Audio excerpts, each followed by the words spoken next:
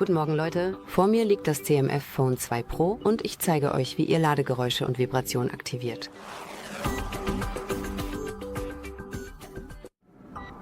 Öffnet zunächst die Einstellungen und sucht dann nach Töne und Vibrationen. Scrollt hier ganz nach unten in der Liste und unter Systemtöne findet ihr die Optionen für Ladegeräusche und Vibration.